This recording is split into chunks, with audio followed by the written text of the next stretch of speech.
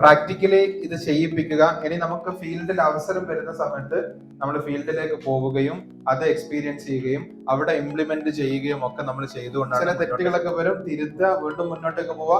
ചില കുറവുകളൊക്കെ വരും, വീണ്ടും മുന്നോട്ടേക്ക് പോവുക. അങ്ങനെ നമ്മൾ റിവൈവ് ചെയ്ത് ഇത് ഏറ്റെടുക്കുകയും അതനുസരിച്ച് ശക്തമായിട്ടുള്ള ഒരു സാന്നിധ്യമായിട്ട് നമുക്ക് എന്ത് ചെയ്യണം, ഈ കേരളക്കരയിൽ മാറാനായിട്ട് പോകുന്നു. നമ്മൾ വലിയ പ്രഖ്യാപനങ്ങളോ കാര്യങ്ങളോ ഒന്നും നടത്തുന്നില്ല. നമ്മൾ സൈലന്റ് ആയിട്ട് എന്ത് ചെയ്യാണ്, ആർക്കാണോ ആവശ്യമുള്ളത് അവർക്ക് സൈക്കോളജിക്കൽ കെയർ ചെയ്യാൻ വേണ്ടിയിട്ടാണ് ഈ വളണ്ടിയേഴ്സ് എന്ന് പറയുന്നത്. നമ്മുടെ ചിന്തയിലും മനസ്സിലും ഒക്കെ ഈ ആളുകളെ സേവനം ചെയ്യാനുള്ള ഒരു മാനസികാവസ്ഥ എല്ലാവരും ക്രിയേറ്റ് ചെയ്ത് എടുക്കാനായിട്ടുള്ള ഒരു മാനസികാവസ്ഥ എല്ലാവരും ഉണ്ടാക്കിയെടുക്കാം. ഒന്നാമത്തത്, നമ്മൾ മനഃശക്തി വർദ്ധിപ്പിക്കുന്ന ആളുകളായിട്ട് മാറാം. എല്ലാവരും മോർണിംഗ് ക്ലാസ് കേൾക്കണം. വളണ്ടിയേഴ്സ് ടീമിന് കുറച്ചും കൂടി ഉത്തരവാദിത്തം കൂടുകയാണ്. കാരണം എന്താ, നമ്മളിത് പകർന്നു കൊടുക്കാനുള്ള പ്രചാരകരായിട്ട് മാറാണ്.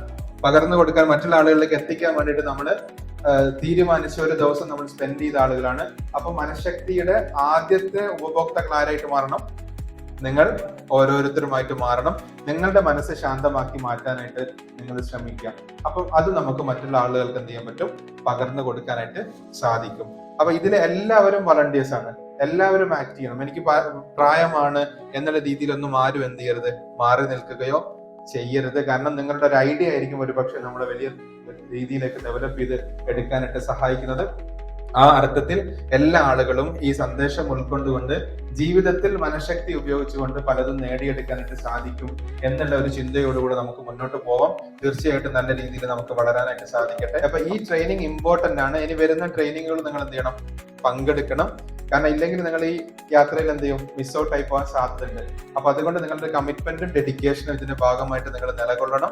തീർച്ചയായിട്ടും നിങ്ങൾക്ക് വലിയ മാറ്റങ്ങൾ സാധ്യമാക്കിയെടുക്കാനും നിങ്ങളുടെ വാക്കുകൾ കൊണ്ട് ധാരാളം ആളുകൾക്ക് ആശ്വാസം കൊടുക്കാനും ഇവിടെ നിന്ന് കിട്ടിയിട്ടുള്ള ആശയങ്ങളെ നിങ്ങൾ ഉപയോഗപ്പെടുത്തി നിങ്ങളുടെ ലൈഫിൽ പോസിറ്റീവ് ആയിട്ടുള്ള ഒരു വൈബ് നിങ്ങൾ ക്രിയേറ്റ് ചെയ്യുന്നു. ശേഷം നിങ്ങൾ മറ്റുള്ള ആളുകളിലേക്ക് ഇതൊക്കെ പകർന്നു കൊടുക്കുന്നു. അവരുടെ മനസ്സുകൾക്ക് ശക്തമായിട്ട് നിങ്ങളുടെ ആശയങ്ങളെ പതിയിപ്പിക്കാൻ നിങ്ങൾക്ക് കഴിയുന്നു. വളരെ പവർഫുൾ ആയിട്ട് നിങ്ങൾ ഇത്തരത്തിലുള്ള ആശയങ്ങൾ ഡെവലപ്പ് ചെയ്തെടുക്കാൻ വേണ്ടിയിട്ടുള്ള സാഹചര്യങ്ങളും ഒക്കെ നിങ്ങൾ ഒരുക്കുന്നു. ഇതിന് നിങ്ങൾക്ക് സമയം നൽകാൻ പറ്റുന്ന ആളുകൾ സമയം നൽകിക്കൊണ്ട് ഈ ആശയത്തെ മറ്റുള്ള ആളുകളിലേക്ക് എത്തിക്കാനായിട്ട് ശ്രമിക്കുന്നു. ആ അർത്ഥത്തിൽ പരസ്പരം നല്ല രീതിയിൽ നമ്മൾ സൊസൈറ്റിയിലേക്ക് നല്ല രൂപത്തിൽ നമ്മൾ മനഃശക്തിയുടെ പ്രചാരകരായിട്ട് മാറുന്നു. അതോടൊപ്പം തന്നെ ധാരാളം ആളുകൾക്ക് മനഃശക്തി നൽകിക്കൊണ്ട് ഊർജ്ജസ്വലമായ ഒരു സൊസൈറ്റിയെ നമുക്ക് ഡെവലപ്പ് ചെയ്തെടുക്കാനായിട്ട് സാധിക്കുന്നത് കാണുക. നന്നായിട്ട് അത് ആസ്വദിക്കുക, ആ മാറ്റങ്ങൾ നന്നായിട്ട് കാണുക.